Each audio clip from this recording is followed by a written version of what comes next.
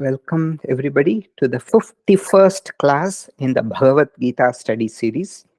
We are little over halfway, um, and we are now studying the uh, Madhyama Shatkam, the middle six chapters, which focuses on Ishvara and Bhakti, devotion to Ishvara and the nature, Swarupam of Ishvara Swarupam and Ishvara Dhyanam, how to meditate on Ishvara, how to think of Ishvara, and the Ishvara Anugraham, the grace of Ishvara, how it comes. So all these are talked about in the Madhyama Shatkam. Now we are in the portion called Vibhuti Yoga, where it is you're looking at the entire creation as manifestation of Ishvara.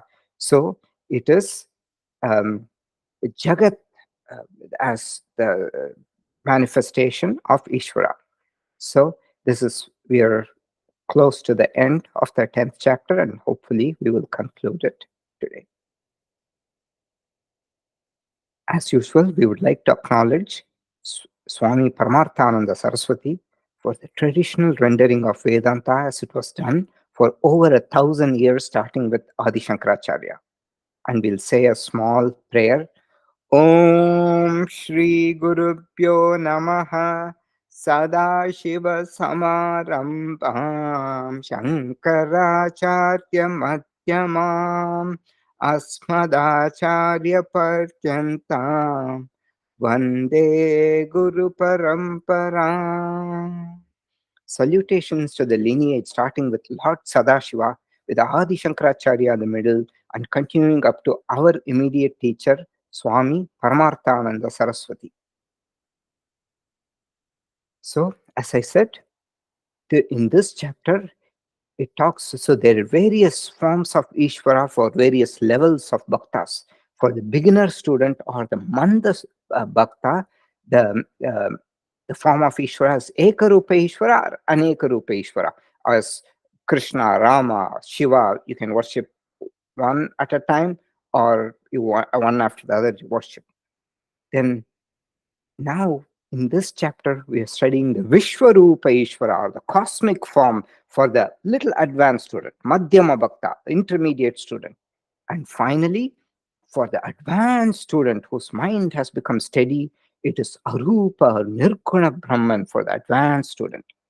This is what we saw fully in the ninth chapter, the previous chapter, Nirguna Brahma Bhakti, Nirguna Brahma Upasanam. Okay, that we will go to where we started, where we left off. So, in case anybody is wondering, how come from Bhagavad Gita we stepped into this storytelling mode, I'll just like to point out. So, this is the organization of the Bhagavad Gita. Always, this is a very important chart. Always have to remember. Prathama Shatkam, first 6 chapters talk about Jiva, the nature of the jiva. What is the jiva? Jiva refers to the mind-body complex. Not jiva refers to the mind and the pancha prana. All these. It's not the physical body, not the annamaya kosha, but it's the mind. It consists of the different parts of the mind: mano, buddhi, ahankara, chitta, and then it consists of the 5 prana and the karmendriyas and the jnanendriyas. So you can say there is 17 in all or 19, whichever way you want. That is the jiva. Now comes the Madhyama Shatkam, where it's all about Ishvara Swarupam, Ishvara Dhyanam, Ishvara Anugraha. That is, it is defined by the Mahavakyam, Tat Tvam Asi, or you can split it as Twam Tat Asi. Tvam is you, Tat is that, Asi, you are that. So that is the entire thing. And the Charama Shatkam, or the last 6 chapters, tell about the Jivatma, Paramatma, Swarupa Aikyam, the oneness. We remember the ocean example. Ocean is so big, that is like Paramatma, but the essential nature of ocean is water. We are like the small waves, but the content is one and the same. We are small compared to the ocean, but the content is still water. Okay, so with that, we will go back. So we, I was not there last class, but thanks to everybody for playing the recording. Um, we stopped at the 34th shloka. So I am all devouring death. Bhagavan talks about his vibhutis, his glories. I am the source of prosperity. Mrityuhu sarva haraschaham. So I'm all devouring death. Harati is just snatching away, devouring. I am of all everything that devours. I am death. Utpavascha bhavishyatam. I am the source of prosperity for those who are to be prosperous in the future. Kirtihi, Shri, Vakya, Narina. So among women, I am fame, fortune, speech, memory, intelligence, fortitude, and patience. Smritihi Meda Dhritikshama. Kshama is patience. Dhritihi is fortitude, perseverance. Dhriti, it comes, Dharayati, which is grounded, it's perseverance. Um, Meda refers to memories, intelligence. Smriti refers to memory. So Kirti, Shri, Vak, Kirti is fame, Shri is fortune, Vak is speech. Women, so women have these beautiful qualities, and of those qualities, I am the source. And one other way to interpret um, Nari is as female devatas, like Lakshmi Devi presiding over wealth, Saraswati Devi over knowledge, and Parvati Devi over Shakti. This is another way to interpret. Now we go into the next shloka.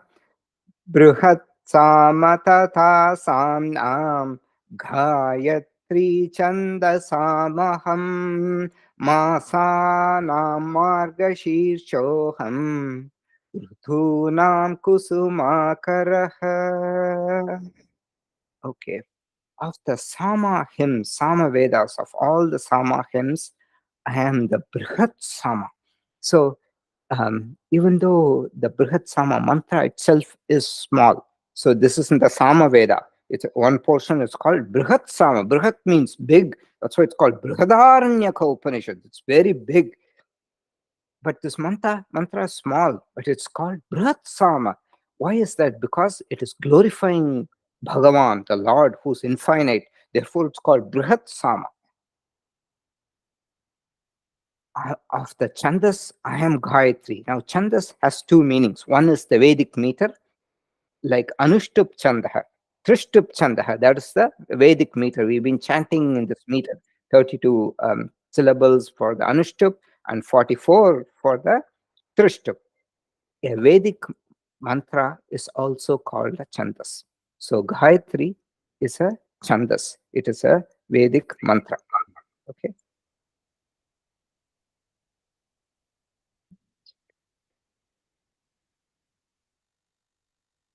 And then Masanam Margashirshoham. Um, Before that, I wanted to say something about Gayatri. So the main glory of the Gayatri is that it's supposed to be the Veda Sara, which means it is the essence of the Vedas. So Brahmaji wanted to take the essence of the Vedas, not all the Vedas, because people don't have the time to chant the entire Veda. Therefore, he wanted to have like the essence. Therefore, what did Brahmaji do? He took the three Vedas. He didn't take Atharvana Veda, but he took the three Vedas. The three Vedas are considered to be the main ones because they are predominantly used in rituals.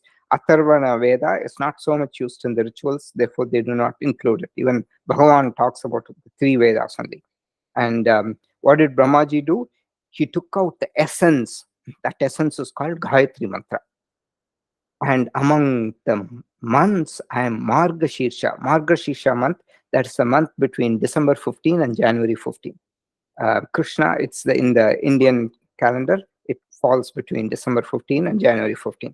And Krishna chooses this month, according to some of the commentators, because it's the month when the earth is rich with varieties of grains and fruits. So that's why he chose that.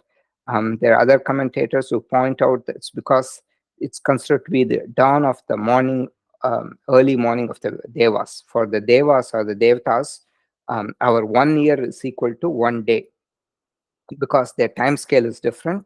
And for Deva's day, it's supposed to begin from um, uh, Shank, uh, Shankramana, that is the in South India, Shankranti, that's the Pongal, that is supposed to be the beginning of the day for the Devas. So Bhagavan uses this. Then Rutu Nam, of the seasons, I am the flower bearing Kusuma Karaha, flower bearing spring of all the seasons. So all these beautiful analogies Bhagavan is making. And we have to remember, why is Bhagavan saying all this? Because Arjuna asks, please or tell me all your vibhutis. And then Bhagavan says, I cannot be telling all my vibhutis because they're infinite, but I'll give you a few notable ones so you can use this as an anchor for your mind to meditate on me. If you are the intermediate student who wants to meditate on the cosmos, then there are a few things you can pick. You can pick the Himalayas, you can pick the river Ganga, as manifestation, great things from Bhagavan, and you can use that as a source of alambana in your meditation. Yutam chalayatam asmi tejas tejasvinamaham jayosmi vyavasayosmi sattvam sattvavatamaham. Yutam chalayatam asmi. Why is it called chalayati? Because those chalti means to take away. Those, it's called, Yutam refers to gambling.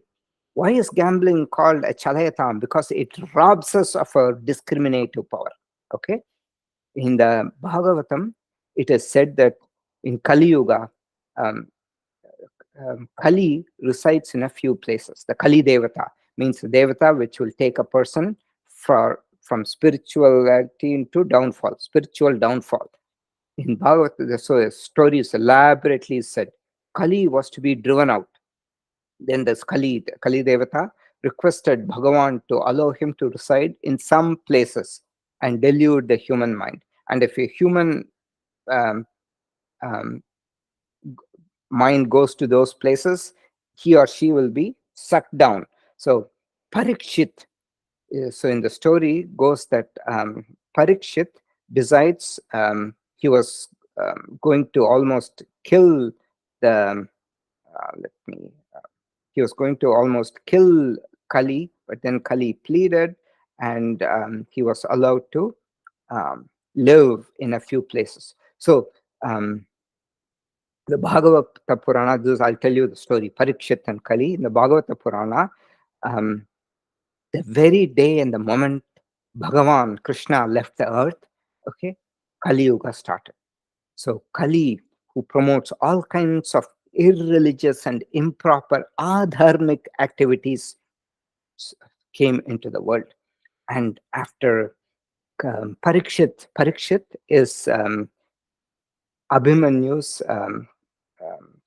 son, the grandson of Arjuna. After setting off a wage to um, against the evils of the world with the armies, Parikshit, the son of Arjuna, came across a Shudra, a lowly person dressed as a king, who was beating a cow and an ox with a club. Parikshit immediately led his chariot over to the scene, um, and he berated this Shudra for abusing the sacred cow and her mate. However, this was no ordinary Shudra, and there was no ordinary boy. For this Shudra was Kali, and the cow and the ox were embodiments of the earth goddess Bhumi Devi and Dharma. The emperor noticed that the ox was the Dharma, was standing on one of his legs because all other three had been broken by Kali. So Dharma was on its last leg in Kali Yuga. um, Dharma explained that his four legs of Dharma are austerity, tapas, cleanliness, mercy, compassion, and truthfulness. But he had only the leg of truth to stand on, since the other three had been broken by Kali over the preceding yugas. Kali was intent on breaking all the legs that supported the reign of Dharma, so he could affect the expansion of his own dark reign on earth. Earth goddess cried for she had once been plentiful, but when Krishna ascended to heaven, she was forsaken. All the prosperity left from the world. She feared evil kings like Kali would continue to lay waste to the earth. So when Parikshit raised his sword to kill Kali, Shudra stripped himself of his royal garments and prostrated himself at the emperor's feet. Emperor Parikshit.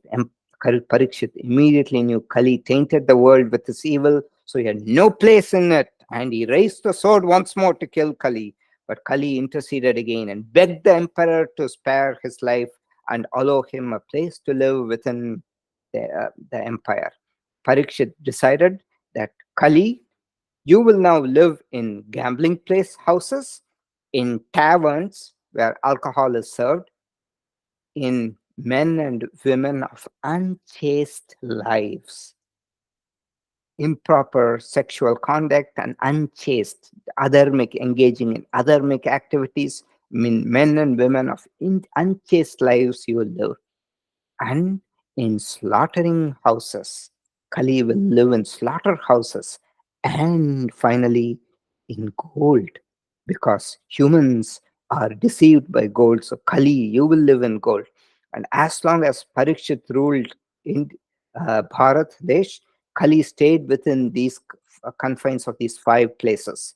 What are the five places? The ones I mentioned: gambling houses, taverns, in men and women of unchaste lives, in slaughterhouses, and in gold.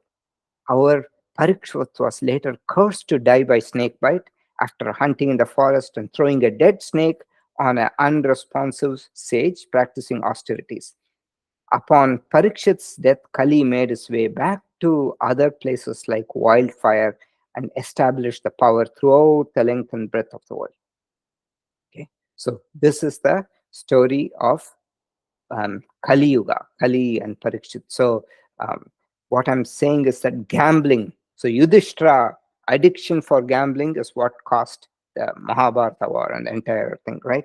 So, Dhyutam Chalayatam Asmi, of all the deceitful practices that take away our intelligence, our discriminative power, Bhagavan says, I am that also, not just the good things, but I am also this. I manifest as everything, but with your discrimination, you can choose what you want or not. I am like electricity. I just provide electricity for good and the bad activities. That's what Bhagavan says. Then Tejas Vinam Aham. I am the brilliance of the brilliant. Jayo Asmi. I am victory. Vyavasayosmi, I am effort. Sattvam, Sattvavatamaham. Sattvam, virtue of the virtuous. Sattvavataha means the virtuous. I am the virtue of the virtuous. Next shloka.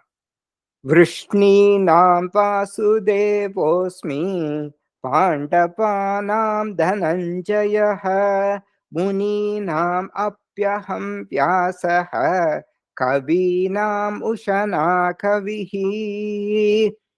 Of the Vrishnis. So I am Vasudeva. So there are many avatars, and they say Krishna avatara is the most glorious among them. I am Vasudeva. The primary reason for the glory of the Krishna avatara is that in Krishna avatara alone, Lord Bhagavan functions as Brahma Vidya Acharya, a liberating preceptor. In all other avatars, the Lord destroyed asuras and he disappeared. But in Krishna avatara alone, Vasudeva Sutam Devam, um, then Kamsa Chanura Mardhanam, Devaki Paramanatnam, Krishnam Vande Jagat Gurum. So he, in this alone, he not only kills Kamsa and other people, but he is Jagat Guru. He is the he is the preceptor, liberating preceptor for the entire world. And so it is considered important avatars of the Vrishnis. Vrishni refers to the clan in which Vasudeva, Krishna's father, Vasudeva was born. So Krishna is also called Vasudeva. One interpretation is the son of Vasudeva. Another interpretation is Vasu, all the living beings. Deva is the king of all the living beings. Then Pandavanam Dhananjaya. I am Dhananjaya. Dhana means wealth. So Arjuna, wherever he went, he conquered. So Arjuna is called Dhananjaya because he conquered kingdoms and he got a lot of wealth. So it's called Dhananjaya. Muninam apyaham Vyasaha. Of all the great sages, I am Vyasa. And Kavinam Ushana Kavihi. Kavi, remember, Kavi means those who are the seers, those who can see the past, present, and the future. Of all, Kavim Puranam Anushasitaram Anoraniyam Sam Anusmaredyaha. In the 8th chapter, Kavihi is people who are so intelligent they can see through everything. I am Ushana Kavi refers to Shukracharya, the preceptor of the Asuras. We saw the story of Bali and Vamana Avatara. We saw it some time back. There, Shukracharya, he knows this Vamana is Bhagavan, Vishnu himself coming as Avatara. He tells Bali, please don't give him what he asks. That will be the end of you. But Bali refuses and he says, I will give whatever people ask. The child wants 3 paces of land, 3 footsteps equivalent of land. I will give that. And that led to his downfall. Shukracharya, Kavihi, he sees through everything. He also had the psychic powers to bring the dead to life. Because of the training he imparted to the Asuras, they became very powerful. Dhando dhamayatam asmi nitirasmi jigishatam maunam chaivasmi guhyanam jnanam jnanavatam aham. Previously is sattvam sattvavatam aham. Now it's jnanam jnanavatam aham. I am the wisdom of the wise. I am the virtue of the virtuous. Now I am the wisdom of the wise. Okay, let's look at the shloka. Dhando dhamayatam asmi. Of the punishers, I am the cane. So previously, if the students in the class, they were unruly, the teacher will come and whack them with a cane. So that is a joke in the Zen practice. So when a student slouches, the Zen is a very strict form of meditation practice from Japan. So when a student slouches in meditation, the teacher will come with a cane and whack in the back. So of course, in the West, they don't like all that punishment. So now in the way it starts in American Zen, you can put a cloth next to you. So with the cloth, you give permission to be whacked. So it becomes optional. So dhando, dhama with a cane. So of all the punishers, dhamayatam, I am dandaha. Danda refers to cane. Dandasana, it's asana in yoga. It's called stick pose, stick or cane. Niti rasmi jigishatam. I am among those who seek victory. I am diplomacy, nitihi asmi, jigishatam. Those who seek victory, I am diplomacy. It's the greatest. The first thing you have to do is try to solve a problem with diplomacy. Maunam chaivasmi guhyanam. Guhyam means secret. Of all the secrets, I am silence. And jnanam jnanavatam aham. I am the wisdom among the wise. Okay. यच्चापि सर्वभूतानां बीजं तदहम् अर्जुन न तदस्ति विना यस्यात् मया भूतं चराचरम्.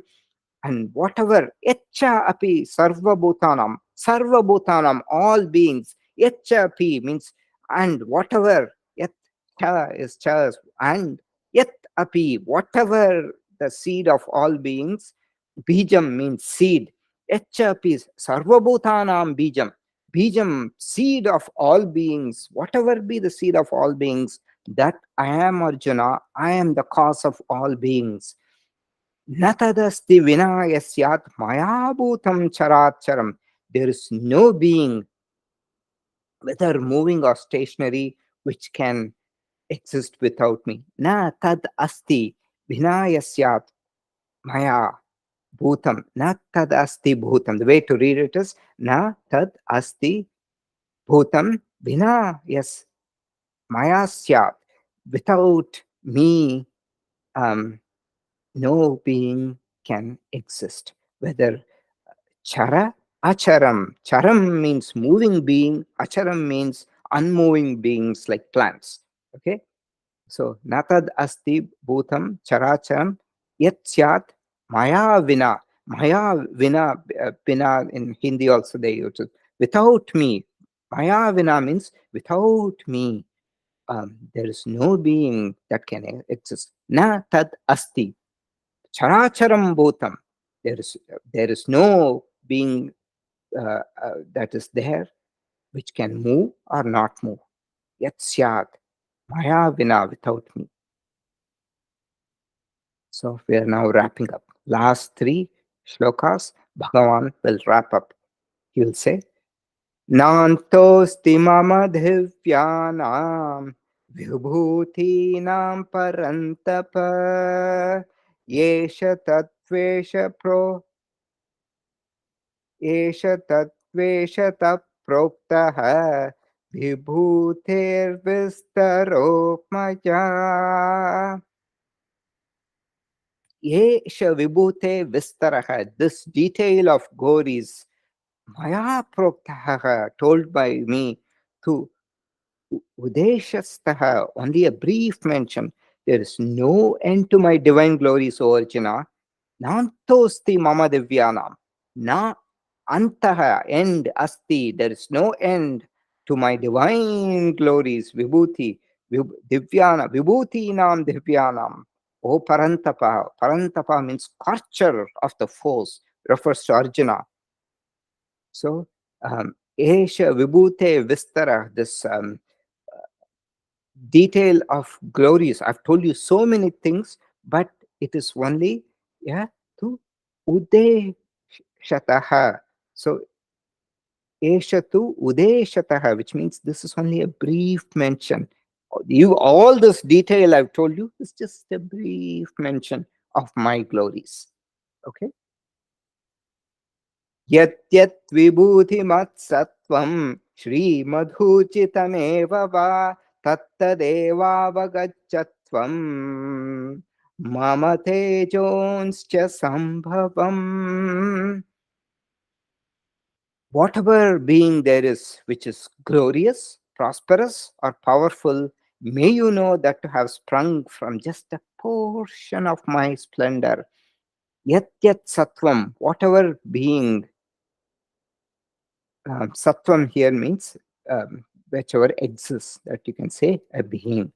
Vibhutimat, Srimat, Urjitam Evava, Vibhutimat, glorious being, Srimat, prosperous, rich, Sri is rich, prosperous being, Urjitam, powerful being, Evava, oh, whether be it glorious, prosperous, or powerful, Tattatvam Avagacha, may you know that. Avagacha means may you know. From you. Tattat, that you may you know. Mama teja amsha sambhavam. Mama tejonsha sambhavam. Mama tejaha amsha sambhavam. A portion. Amsha is portion. Mama tejaha, my splendor. Sambhavam, it is comes from just a portion of my splendor. So, whatever being there is glorious, prosperous, or powerful, may you know that to have sprung from just a portion of my splendor. Bhagavan says he's infinite. Okay, so we are coming to the last shloka. Atha bahunaitina kim nyatena tavachuna vishtapyahamidam kritsnam yekanshthena sthito jagat. On the other hand, what use there is for you, Arjuna, to know all this? Whether you know it or not, I remain supporting this entire universe by a single fragment of mine. So here Krishna says, hey Arjuna, you can look at the whole thing in a different perspective also. So previously, to give you an example, I say water is present in every wave. Water is present in every bubble. Water is also present in every drop. This is one way of looking at water. There's another way. Hey, Arjuna, really speaking, all bubbles, all waves are in water. Therefore, instead of saying that I am in creation, I would like to reverse and say the entire creation is in me. Do you see the difference?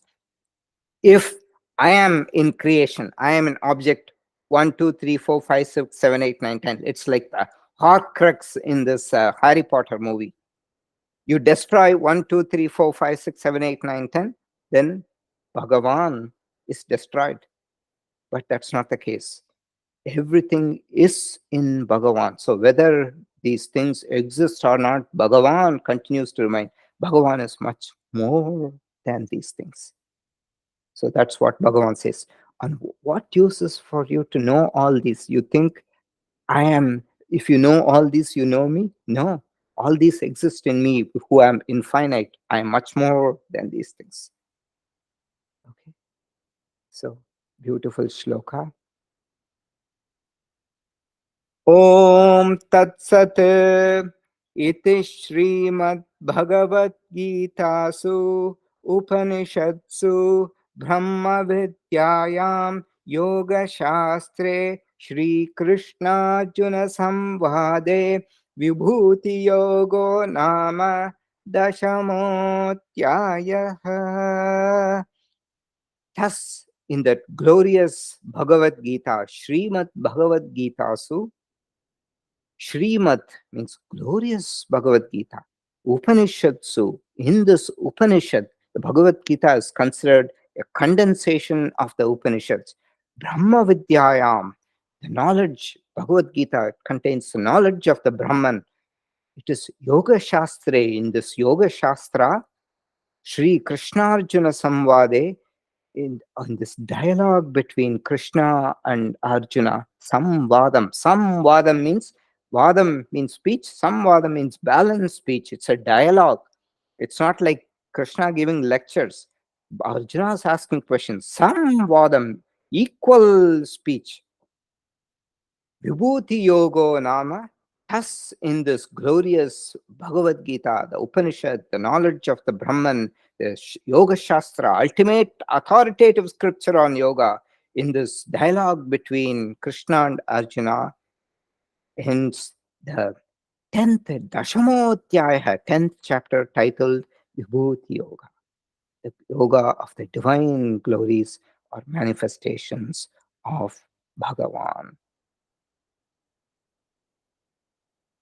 So, with that, we will stop.